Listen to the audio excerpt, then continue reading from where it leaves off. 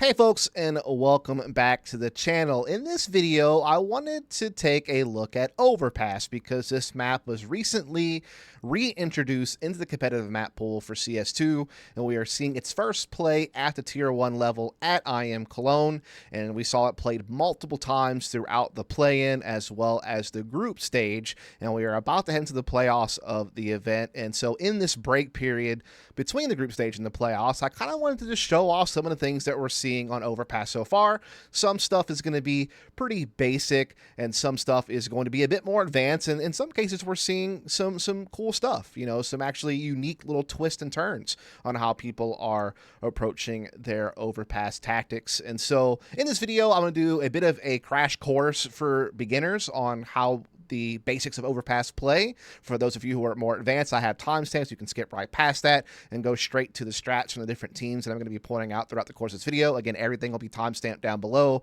as far as the match I'm talking about, the team, the round it took place. All that information is going to be very easy to access so that you can implement it into your own game or just be a little bit more knowledgeable about Overpass if you're a CS nerd like me and you want to get into the nitty-gritty analysis of the game. But before we get into that, folks, if you don't mind, if you haven't already, please subscribe to the channel. I'd really appreciate that as we're continuing to try to grow this channel. It's grown a lot this year and just trying to keep it going. Leave a comment down below as well. Let me know what you think of this type of content. This is a little bit different than some of my other discussion videos, but something I want to try to mix in here and there where I talk about map strategy or talk about a particular team and how they're approaching the map pool in general, or, you know, who knows? We'll have to see. So let me know what you think about that. And then, of course, give this a thumbs up if you enjoyed the video. Without further ado, let's get into it. Before we get into the strategies that we saw teams implementing on Overpass at IEM Cologne, I thought I would give you some Overpass basics, as maybe many of you are, you know, just recent fans to CS2, and so you never really knew much about Overpass as a map at the professional level. And so I'm just going to do some very basic stuff here. You can skip this part if you want to. If you already know a lot about Overpass, you can skip to the timestamps below where I start talking about some of the team strategies, but I figured I would do a little bit of something here for the newcomers, so to speak. So essentially on Overpass, I sort of have it set up with kind of the default positions you are normally seeing teams take at the beginning of the round. So starting on the T side, one of the more popular defaults that you can run is a 3-1-1. So 3 players kind of working the A side of the map, 1 player working inside connector or blue, and then 1 player kind of lurking outside B. And what a lot of times can happen is that this B player can either be holding outside of Monster and just making sure that no CTs are actually pushing out Monster trying to flank T-spawn or something along those lines, but they can also get a little bit more aggressive, pop an incendiary that lands here, which allows them a little bit more access to get into short B. They can also try to deny a CT incendiary. CTs will often try to incendiary the same spot. They can actually try to throw a smoke on top of it, which will allow them to extinguish it and still get through. So that is a couple of different options that a player has as far as B goes. And then this connector player also will determine how active or passive they need to be based on how the round is playing out. They can do a few different things. They can obviously just kind of immediately pop a smoke that just stops any CT aggression inside of connector and just allows them to kind of maintain this position and make sure that no CTs are traversing and trying to do some type of short B pinch or something like that. They can also, instead of throwing a smoke, they also could throw some type of molly or something like that that allows them to get forward and eventually start working their way up to help gain control of this, you know, party and bathrooms area right here. Then they can also get support from teammates. Once they start getting control of party, they can throw some pop flashes in from party in here, which allows this player to get out as well. And then really, these 3 players are going to be dealing with a couple of different things. First, as they're first trying to get out, a lot of times CTs are going to be maybe throwing an incendiary here and a smoke here, making it a little bit difficult for the Ts to get out into Fountain, and maybe the CTs are actually looking to take Fountain control for themselves, in which case the Ts are going to have to kind of flash their way through the smoke, maybe have to extinguish this to actually get inside playground. And once they kind of get past that initial difficulty, they are essentially looking to press the CTs back as much as they can back into the site itself and gain control of the bathrooms area, get some control perhaps outside long, start pushing up kind of this mid or banana area, whatever you want to call it. And from there, they can either set up for some type of actual execute on the A site, where you will traditionally see smokes kind of played inside bank, inside the dumpster area, and then generally speaking, you will probably see some type of Molotov at truck or Optimus, whatever you want to call it. They may also Molotov the site box as well, and then you're going to have some type of pop flashes being sent over to be able to start actually approaching the site. Or you can throw some of this utility fake, and if you still have control of connector, you can easily slide back into it and get the short B and start staging up for a B attack, and vice versa. Now, you can also see a more balanced 2-2-1 approach where you kind of have these players just simultaneously working their way into getting control of this party and eventually bathrooms area as well, and using different utilities support one another in getting that space. Then another popular one would just be some sort of 2-1-2, and essentially all this really is giving assistance to this B player to help them get control of short B a little bit more easily. This person can be the one, throwing flashes and things of that nature to really kind of help this player secure some B control. And it just allows you to do multi-pronged pressure where, you are pressuring the fountain and party and bathroom area with a couple of players while also controlling short B and just trying to leave your options open and be spread.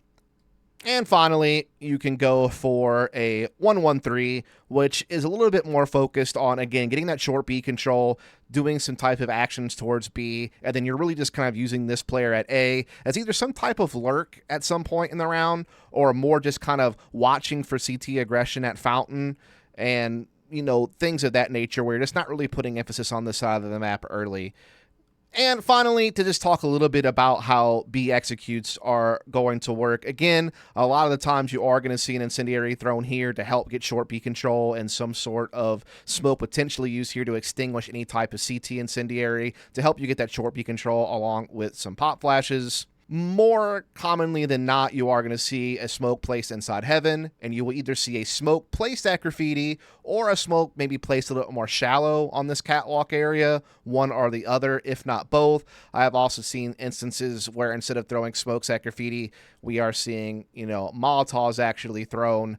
That way, you actually clear out this area, because if you don't and you decide to smoke it instead, yes, you may block CT vision, but then in the post-plant scenario, you're not really sure if there's a CT here or not. And so some teams may elect to go for the Molotovs instead on these positions. That way, you're still blocking CTs from being able to take the space, but you're also now guaranteeing yourself the knowledge that no one is playing this position, and then you can kind of set your post plant from that way, and you can better allocate your smokes as well. Then, of course, another big thing that teams are going to do is usually incendiary this barrels position, the pushing players out that way, and you can even see some kind of thrown here to kind of stop players from pushing up this slope from water and peeking into sandbags or getting fights on the pillar or things along those lines. And you can also see teams really use this pillar to their advantage to throw different pop flashes that kind of land like in front the pillar, which isn't going to blind anyone coming out this direction because the pillar's kind of stopping them from seeing the flash, but it can still flash CTs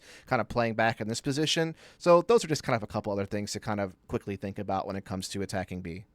Now, we have talked a lot about the T side, but some basics for the CT side are that you're generally going to see kind of two main A players, or at least one main A rifler. You're going to have your opper, who is often going to be playing towards the A side of the map because there's just a lot of long lines and different spots they can take. And then you're going to have some type of rotator who kind of bounces between triple stacking A or triple stacking B, or is just the first person to rotate depending on what type of information you're gaining. And you're going to have a couple of players playing towards B, almost always two, but that can vary a little bit from time to time.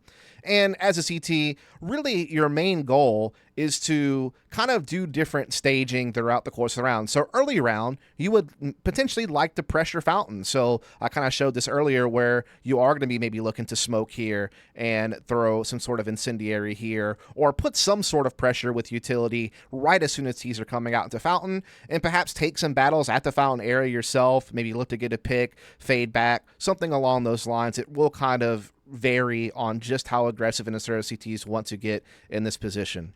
Aside from that, obviously your opper can take a lot of different aggressive angles. They can take angles on party, opping into fountain. They can take angles here at bathroom, trying to opt towards fountain. They can obviously look to play in a boosted position here at long, or down below it crouched and look for different angles towards long position.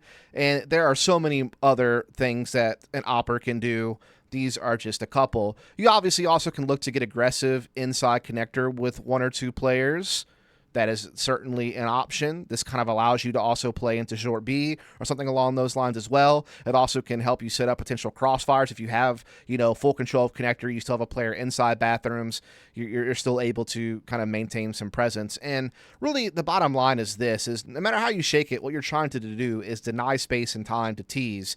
Obviously the CTs have to their advantage the fact that it's very quick to rotate through basically their spawn area, because they're spawning inside the A site, to be able to rotate pretty quickly back between A and B site. That's one of the huge advantages for this map for CTs, and one of the main reasons why it is so CT-sided is how fast the CT rotations can be. And if you can also control connector, it makes life even easier to make sure that you can kind of flank behind T's if they're taking, B site, or set up retakes that way, and just give yourself another route of action to use.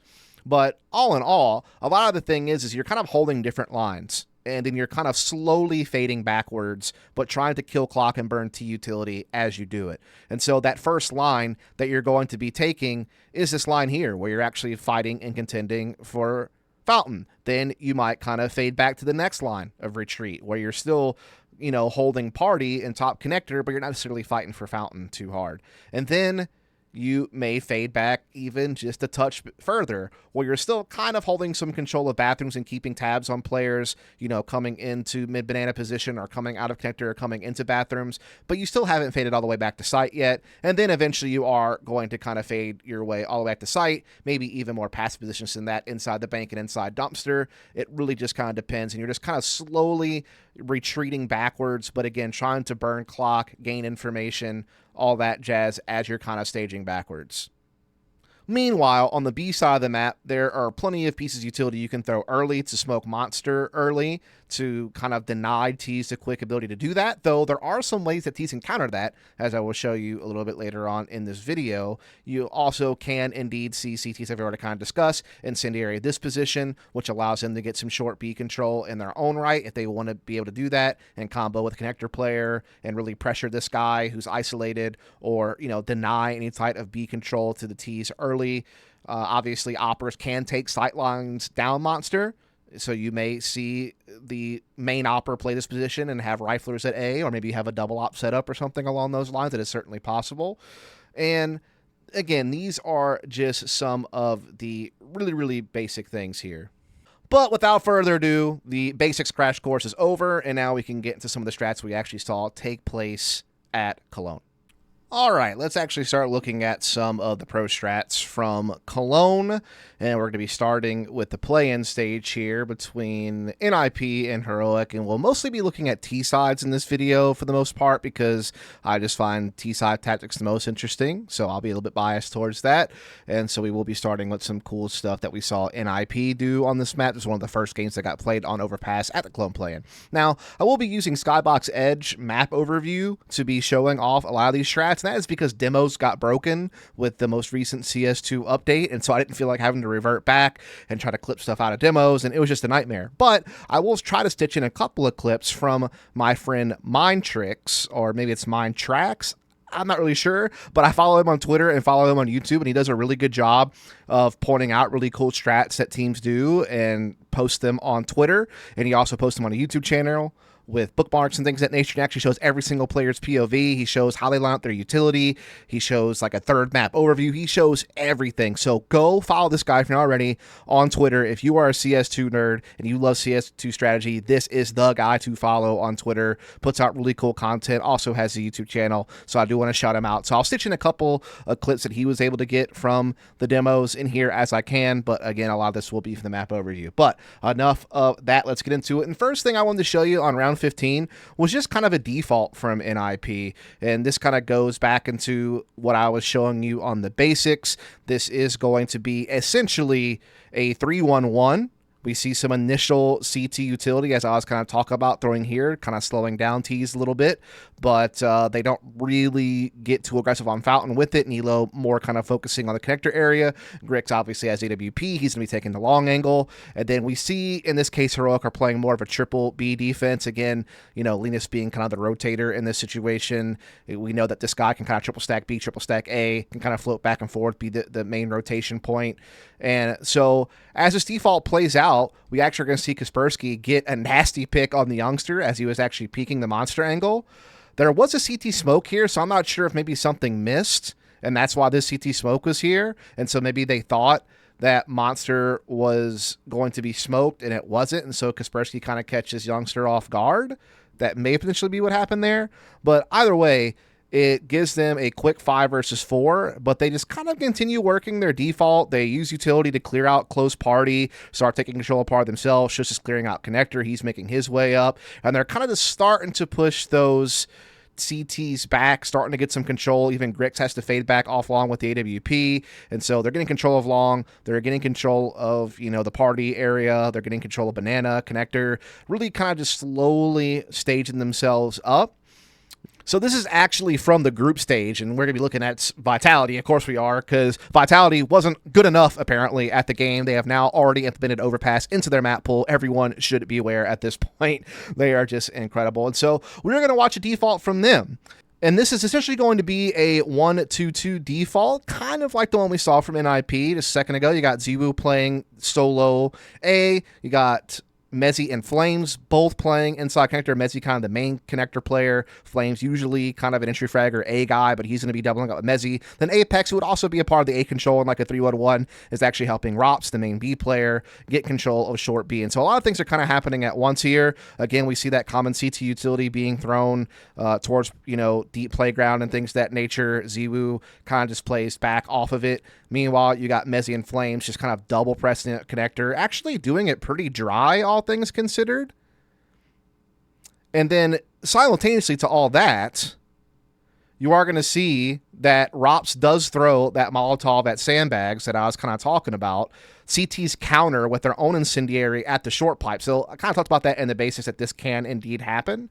And the way that things kind of play out is we actually see Rops is going to HE to damage anybody that might be playing behind barrels for later.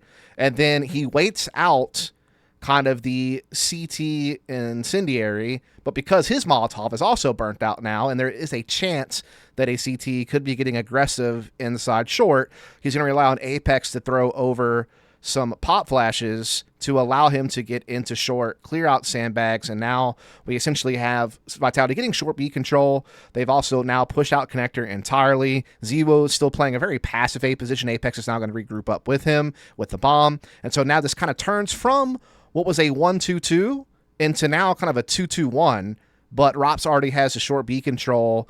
And, you know, Flames and Mezzi are able to really get out connector into the banana position pretty comfortably because we saw that there was much more of a focus at long A. You'll kind of see this a lot with CTs. They will have to kind of gamble a little bit on where they want to double up. If they want to kind of double up like bathroom and banana, or they want to double up towards long, you kind of want to be playing together, because if you have your opper in one place and your rifler in another place, they can get isolated and it can become a huge problem, especially if you're only playing towards 2A, and so there's no support system. The Opera can get away with being a little bit more by himself if there is another rifler kind of playing with the main A rifler to give him support.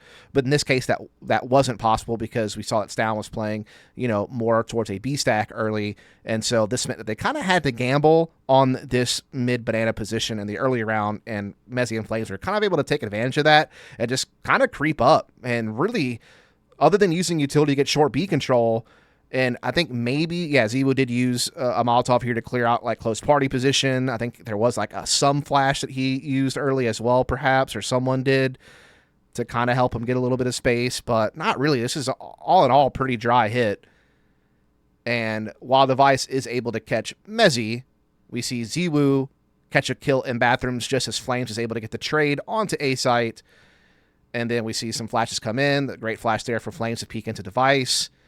And Rops, meanwhile, still maintaining short B control the entire time, so T's know that they are now in control of A site with a massive man advantage, and they know that no one can be flanking them through connector or anything like that because Rops still has his position, and so they're able to put the bomb down, and ultimately they will close this one out.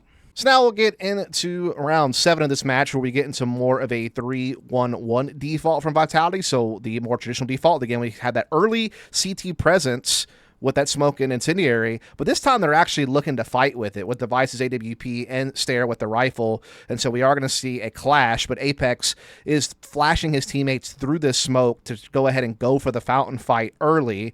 Meanwhile, Mezzy is also just trying to make sure he gets control of connector by using his own utility, and again, Rops has done his Molotov at sandbags to, at least threaten some short B control early.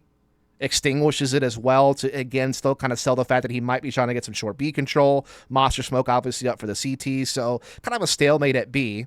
We get to that early fight at Fountain now, and we are able to see Flames win that battle, kind of off the back of a bit of a pop flash there from Apex, as well as Ziwu being able to draw some fire in the process, and so they're going to double up and get that kill, and that is going to force Device to backpedal and Stound this to kind of tuck into connector position early.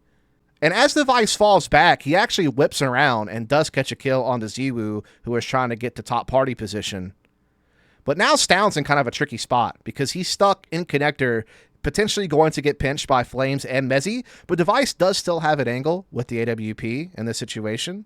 But Mezzy just backpedals, and eventually Stound just kind of pushes into him. And that's a free kill for Vitality. They'll take that all day long. And so they're still pretty spread, but they have that one-man advantage. Mezzy will pick up the bomb from Playground. They'll start staging up on the A site. We do see that Molotov towards, back of site boxes and towards APC. Flash coming over as well. Yabby able to get the kill there on the Flames, but Mezzy able to eventually get the pinch there.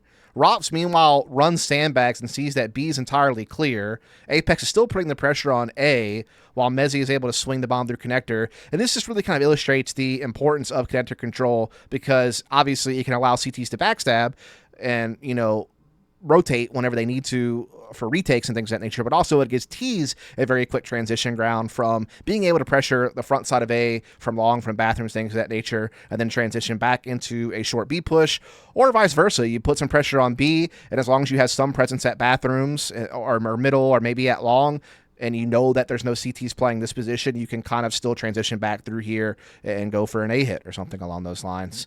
And in this case, we see them transition into the B play, and even though Apex goes down, at that point, Rops is already in a fantastic position at B, catches Hooksy rotating, bomb goes down, Device is the last man standing, and ultimately the round will go to Vitality. Now, I want to kind of go back to something here. Focus on connector and watch the utility set that Mezzy uses. That's all I want you to pay attention here. We're going to zoom in on this. I want to really focus here because this is something that's going to get used in the next round I'm going to show, which is round 10 from the game. So Mezzy smokes initially, mollies this corner here. So he essentially makes sure that he can not have to worry about door, and he clears this position, right? And then he nades this corner. So he's doing all kinds of different chip damage he could potentially do in the people playing these positions. In this situation, he actually fades back. But I'm going to show you something cool that happens later in the half. So in round 10, we just see Vitality do this really cool mid-A take. It starts out as a 3-1-1 play. Again, they're battling that same up-close CT utility as normal. They eventually battle their way through it. They mile that close position party. They get some flashes to kind of start coming through and attacking Fountain. And so they get Fountain control. At this point, we have Fountain control taken, Playground taken. Mezzy is starting to throw some of that same utility I was talking about at connector. Meanwhile, Rops is playing a much more passive position here at B. You can see he did throw his normal Molotov at sandbags, and he does throw that nade he's trying to throw here at a potential boost position that people will sometimes play on a head stack to kind of watch the short pipe. But he fades back because the team is really trying to emphasize something at mid-A, and so he's going to give up the ground. He's not going to pressure anymore. And this just so happens to also be a round where Australis decided to double push short, so it's kind of interesting how that plays out. But anyway, Mezzy's throwing that same smoke. He'll throw that same Molotov I was talking about. But the big difference maker here is, as you can see, with the T's able to get Fountain control and get party control, and they start pushing forward, Ziwu actually throws this beautiful pop flash that Mezzi's able to come through, and that allows him to actually work up connector to be a part of the A offense now. And so that was a really cool utility set. Again, I'll try to, show what Mindtrix did with this.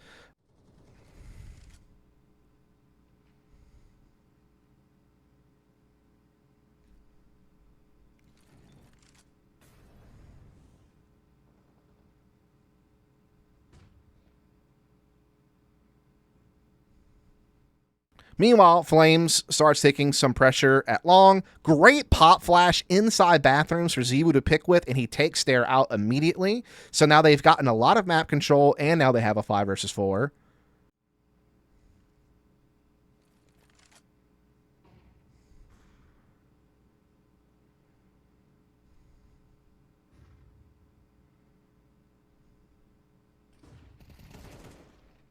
They're going to stage up 3 players towards long. Rops is now playing connector. Is going to see that Stound is aggressively in short B.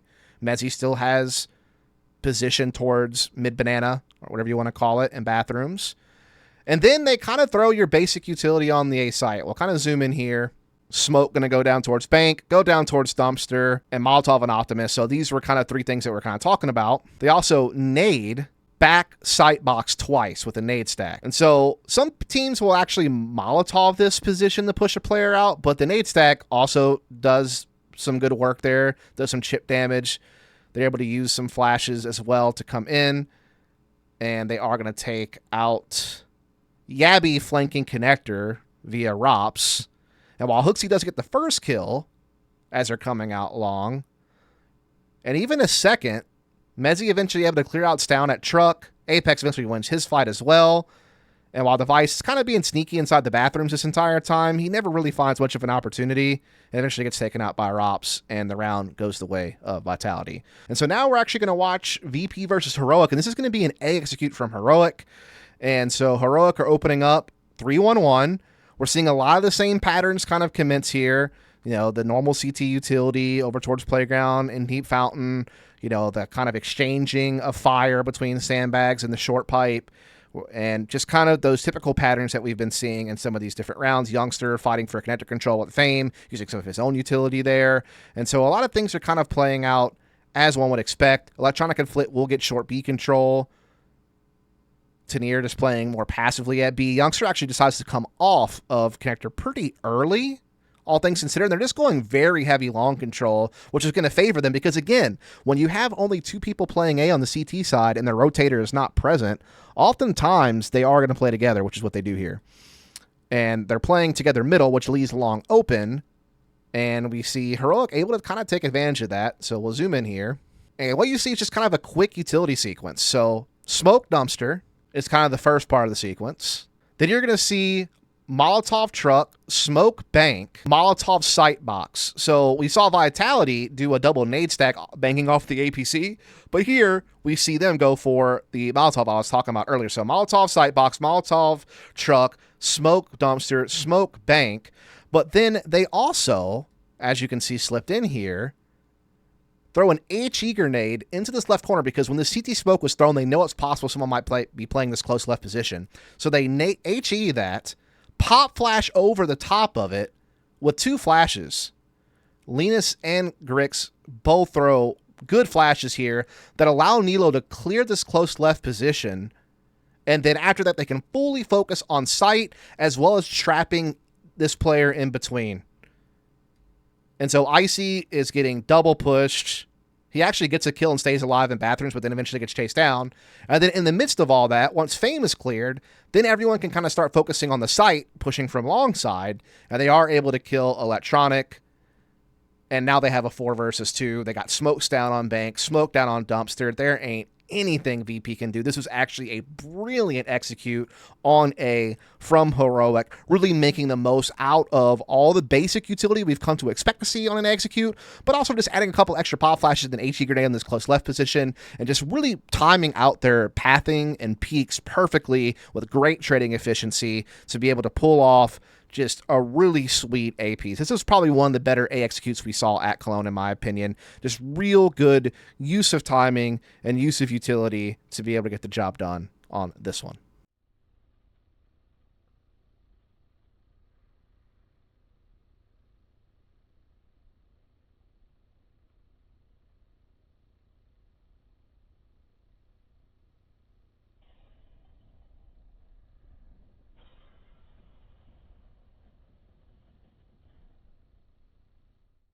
Then we'll look at Complexity versus Tyloo. This is actually a triple con play with 2 on the B side. Again, you're seeing kind of your similar exchanges of utility with the CT Incendiary Short Pipe, the T Fire at Sandbags. You are going to see the smoke to extinguish the CT Incendiary, and Nick X is going to flash himself out into short B control. JT setting up here in the back. Again, you got triple connector pressure, so ain't no CTs getting control of connector with this many bodies and personnel ready to defend against it and start clearing, take a position. They actually get the kill on the Jamyong, and so now this means that they could also just pop up here and start quickly fighting bathrooms, and Mercury's in a tough spot here, could get shot in the back. So a lot of things are going on all at the same time for Complexity. Meanwhile, while they're pressuring the rifles at connector, they are smoking the default plant spot and mollying out barrels, as well as smoking heaven. So a lot of utility is being thrown kind of all at once. And they just send it and get kills on all fronts. I mean, they just annihilate Tyloo on this round. Also, really good use of Molotov. Players will play here on the CT side. The kind of, especially if they have someone kind of watching sandbags for them from barrels or from sight somewhere, or even from the slope area. This allows a guy up close can play this position to kind of watch people coming out of monster. So Complexity even Molotovs that, which I thought was pretty interesting as well. And then the last thing I want to show from this match, and I'll show this more from Mind Tricks. Again, I hope it's not Mind Tracks. It could be, but Mind Tricks makes more sense to me. Shout out to him once again. But what was pretty neat was this round, you see this Molotov here being tossed, yeah? And it's just a full-out B pressure from Complexity. It's just Grim going connector solo, so 1-4-B. And they actually throw this Molotov that lands, I believe, like on the train tracks. I'll show the third-person view of this so you can see this. It actually stops the normal smoke that would land at Monster for the CTs. It makes it explode up there. So now there is a chance that if someone would have swung Monster thinking that it was smoked off, it wouldn't be. And Complexity have a ton of numbers here that play off of that. And they just run right through Monster. Now, the CTs actually don't peek it, and they actually do want up throwing an incendiary there as well as the normal incendiary short pipe. And then again, you got the normal T sandbag Molotov. So they kind of got lucky they didn't commit to the Monster swing, and they actually threw an incendiary down, but it gets extinguished, and 60 and Nick X with the pop flashes by pillars will run out with it and swing onto site. And just so many flashes coming out. I think it's like 2 flashes from JT and 2 flashes from Halzerk, all kind of in front that pillar, which means that these guys aren't going to get blind because the flash is popping here, so they're not going to get phased by it, but anyone playing behind this pillar line is going to get flashed. G, I guess, technically wouldn't be getting flashed either because he's hugging the pillar, but that puts him now kind of alone. And when he falls back, he's in just so much trouble. He gets able to actually get one, props to him. But then the continuous flashes coming in over and over eventually is going to give some room to JT and 60 to come out and get some kills. And then they Molotov this area so that no one else can rotate here. But they know Jamyong is still there. They've already spotted him. He's actually able to get a kill, and they know that he's in the corner now. But they have a 3-on-2, full control of the site. Continue to flash and get smokes down. Smoking heaven now as well. Smoking a default plant spot. That allows JT to get the bomb in and plant safely. Then Grim and Halzerk double push sandbags together as a team, and they catch Mercury for it. So I like how they're playing together there. And now they have a 3-on-1 post plant, and this is a done deal. Really cool stuff. I love the molly cancel on the smoke at Monster, and then just really good use of flash layering and spacing to get into the B site.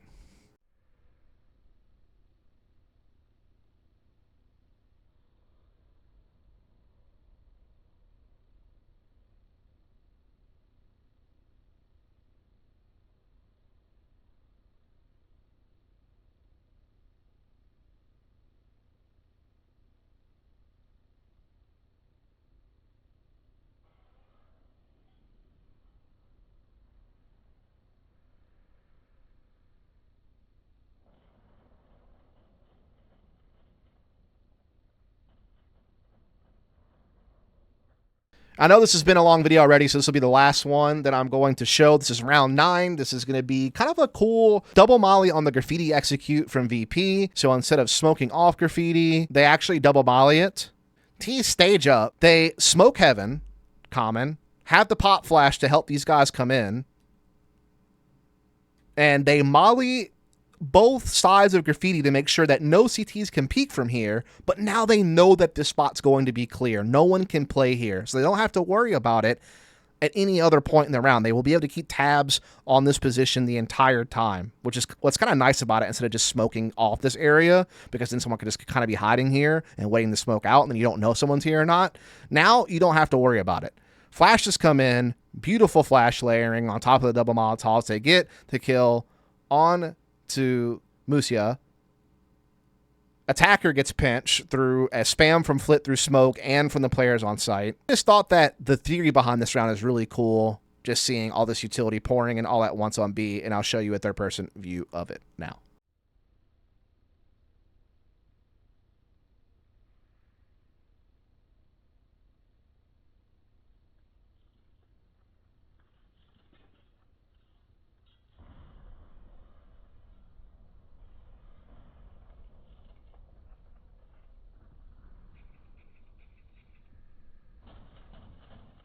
Well, folks, that's going to do it for this video. I hope that this video was educational or entertaining or just did something for you. I thought it'd be cool to kind of take a look at Overpass and what we've seen from it so far at the Tier 1 level, and with IEM Cologne being such a big event, and with it being the first big event with Overpass in the pool, I thought it would be neat to kind of break down some of the things that we have seen.